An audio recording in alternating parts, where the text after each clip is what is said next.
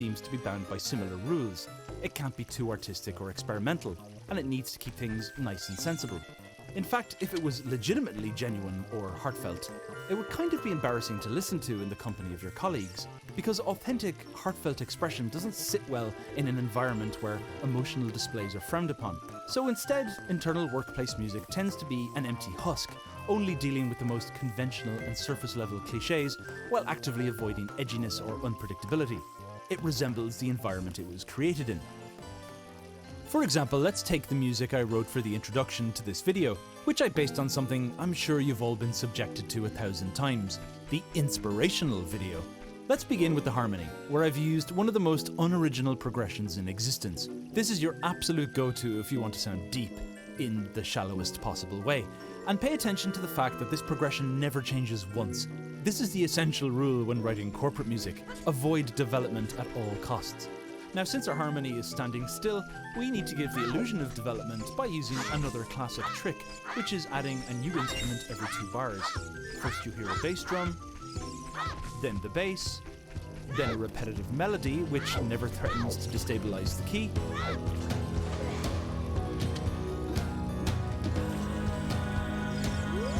and then, with a big burst of drums and vocals, the music hits its peak.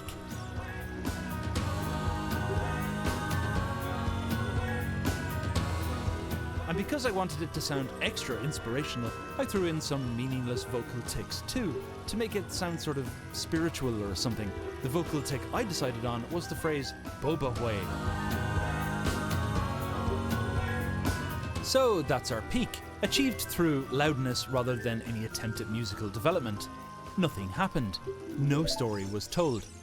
Humpty Dumpty sat on the wall. Humpty Dumpty sat on the wall.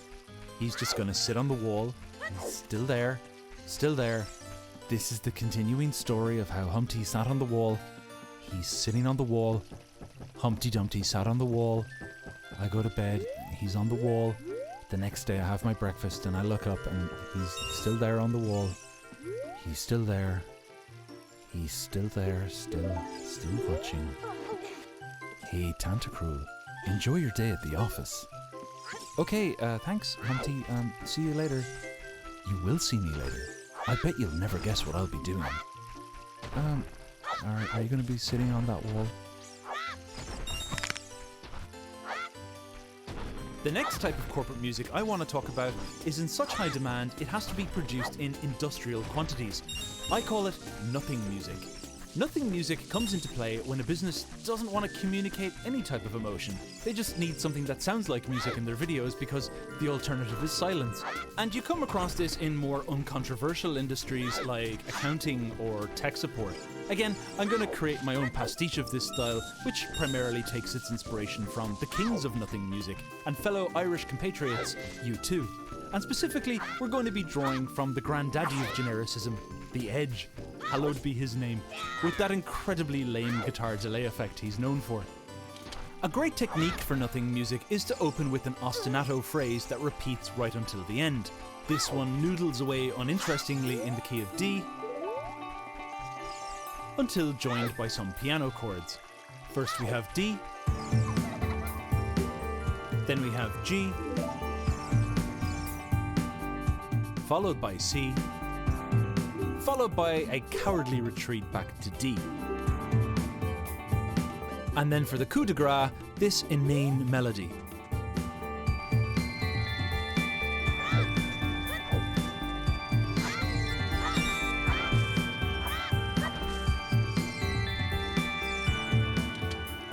And with that, we've achieved near complete harmonic inertia.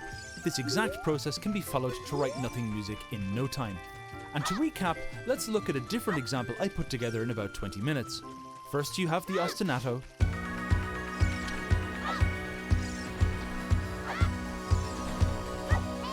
Then you add 2 or 3 chord changes. In this case, I'm just moving the root note of the chord in the bass.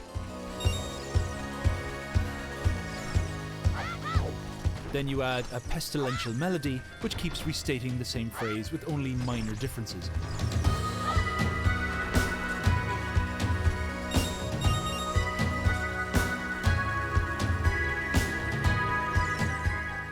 There we go. vintage nothing music.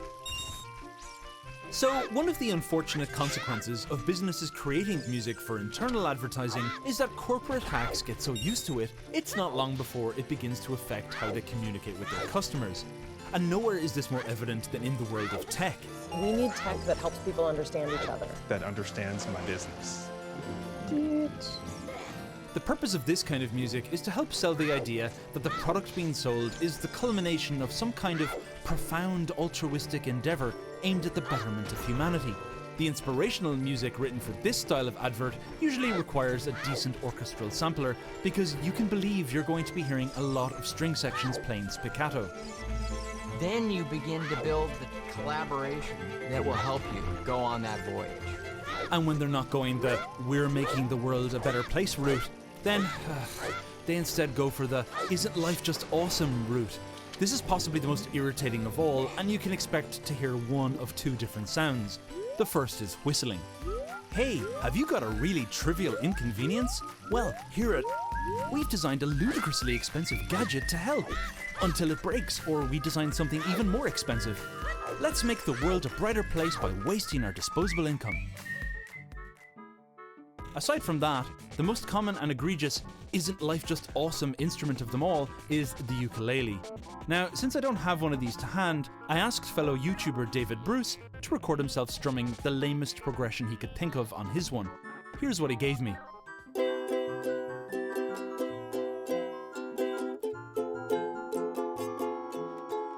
Perfect. And from that, we get this. Life is just so great, it's so good. Things are amazing, and we can all get together, and we can all be together and be one. And yeah, we can all do lots of stuff. We love everyone. Life is great. Love life. Being together, and the end. Buy my stuff, please. Now, although most inspirational ads try to be vague about the social good their product will bring about, usually sticking to phrases like me, you, everywhere, inspire, yada yada, others go a bit further by pretending to support an actual cause, like Audi, whose advert seen here pretends to care about equal pay for women. Do I tell her that her grandpa's worth more than her grandma? This advert landed them in hot water after it was pointed out that their entire executive team were men. Oh dear. And after taking a deeper look, I discovered that it was created by a company called Cause Marketing. That there are companies you can hire to help you pretend you care about causes? How can these people survive without punching themselves in the face? So, to finish up, let's look at the most outrageously cynical marketing campaigns of all. Those by oil companies pretending to care about the environment. An issue this sensitive requires some big guns. For this, you'll need monorhythmic piano chords.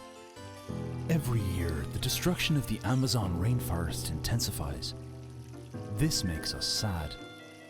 Here at Shell, we are sad. And that's what corporate music is. Pretending. Pretending to be something a human would write in order to communicate an actual emotion.